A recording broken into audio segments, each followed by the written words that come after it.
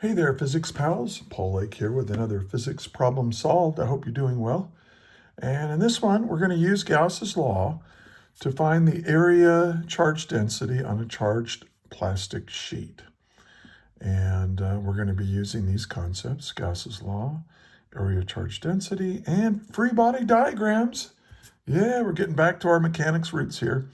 So let's read the problem. We have a 10-gram piece of styrofoam. It carries a net charge of negative 0.700 microcoulombs and floats above the center of a large horizontal sheet of plastic that has a uniform charge density on its surface. What is the charge per unit area on the plastic sheet? Okay, so let's write this up. Let's figure out what's given. Now, I get a lot of these problems from my tutoring clients. Check in the description for a link that will allow you to get a hold of me if you might benefit from my tutoring services. I can save you a lot of time, a lot of stress, make physics fun again, right? So that's my goal. So, also I highly recommend you pause the video right now and try to work it yourself. If you get stuck, hit play. You want to check your work, hit play. Skip around all you want, but I do teach a lot. So during the explanation, so you might want to listen to the whole thing. And if I talk too slow, put it on 1.25 speed. I sound almost like a normal person at that speed. Let's get started. Okay, so I've got this sheet of uniformly charged. Okay, so here's my sheet. Now I'm going to draw my sheet. It's a large sheet, so this is really big. You can kind of pretend that it goes on infinitely, but it doesn't. But and then hovering above this somewhere is this little. The mass is. Well, let's just convert that to kilograms, okay? 0.100 kilograms. If you convert right away. From like centimeters or grams or whatever to what we use in physics, which is kilograms and meters, and then you're less likely to make a mistake. And so there's that. And we know what the charge is on here. So the charge is negative 0.700 microcoulombs. Okay. Now, think about it. If this has negative charge on it, then what's the direction of the electric field? Well, gravity's trying to pull it down, so the electric force has to hold it up. So I think you can see that we have to have a negative charge on here. So we're going to have a negative charge density, right? Because if this is negative and this is negative, now this is a repulsive force and it's going to hold it up against the weight. Okay, does that make sense? Right? Negative charge repels negative charge. You need to repel this thing to push it up because gravity is trying to pull it down. All right, and we want to find the charge density on this surface. And this is the symbol we use. It's sigma, and it's how many coulombs of charge per square meter you have. And that's what they're looking for us to find. Okay, so let's solve it. Now, you may recall there is, and if you look in the description, there's a link to a Google Doc where I have lectures on how to use Gauss's law to find electric fields. Well, and I try to start with what I try to find, with what we're trying to find. So if you imagine we have a flat sheet like this, let me make it, no, that's okay, flat sheet. And let's say it's got negative charge all over it.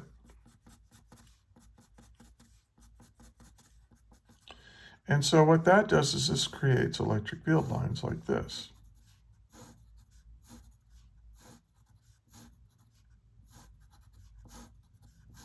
Something like this, spread out pretty evenly. But there's also field on the other side.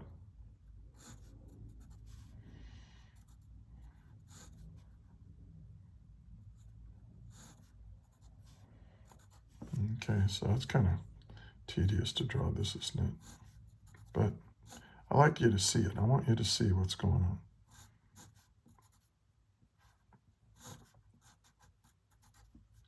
So it's just, even both ways. Now,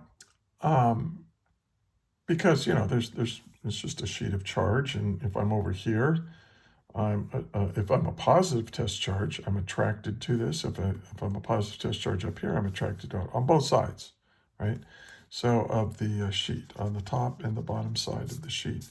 So what I'm going to do is to find out what the charge density is on here, I'm going to do this. Remember we did the, you may have done this in class. We're going to surround it with a Gaussian surface.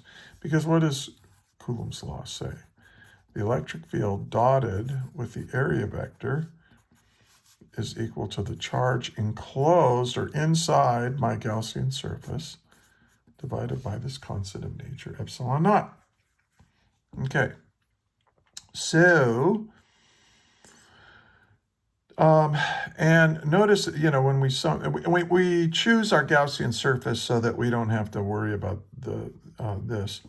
But the dot product is going to be kind of involved here because here's the area and it has flux coming through this area, doesn't it? And then here's an area down here. It's got flux coming in like this. Now the area vector here is this way, but the electric field vectors are down. So when you do this right here, remember this is E times A. The electric field is constant through this surface, so we can bring it out of the integral, and so we're just summing all the area. But remember what a dot product is. Let's just say it's E dot A. That's E times A times the cosine of the angle between them.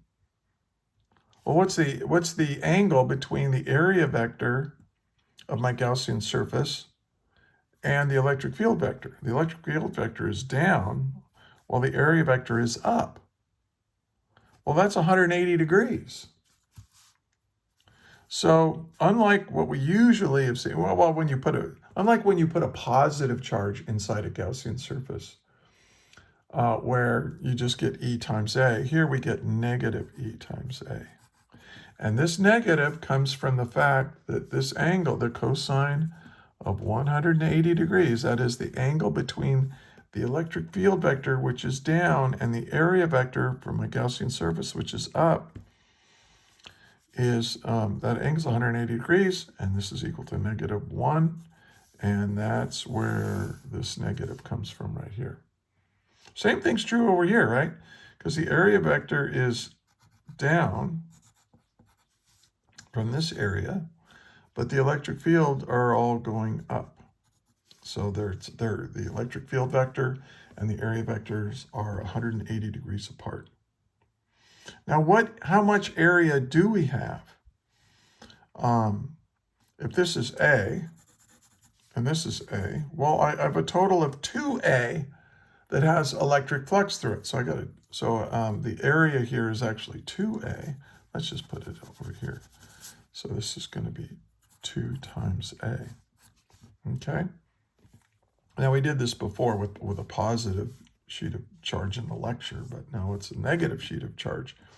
But other than this negative sign, it kind of works the same. Now, what do we have over here? We've got Q enclosed. So how much charge is enclosed? Well, that's all the charge that's on this area right here. Well, how much charge is in there? How much charge is on this area that's on the sheet? Well, the charge inside there is equal to the charge density times the area, right? I mean, what is charge density? It's how much charge you have per unit area.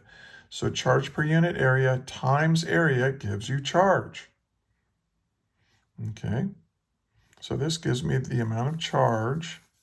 This is Qn right here, the amount of charge that's right in there. And then can't forget to divide that by epsilon naught. So what do we notice here? Okay, this cancels. And I'm left with the the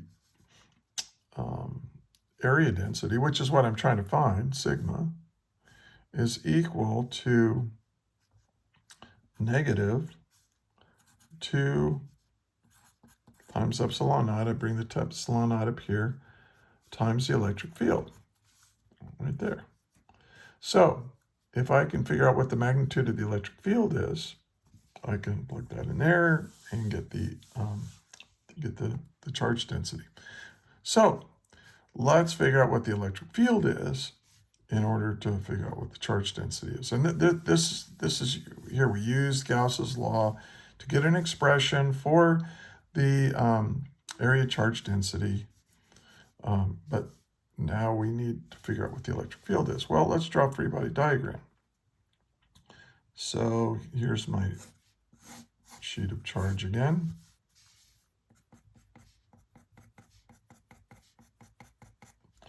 I've got negative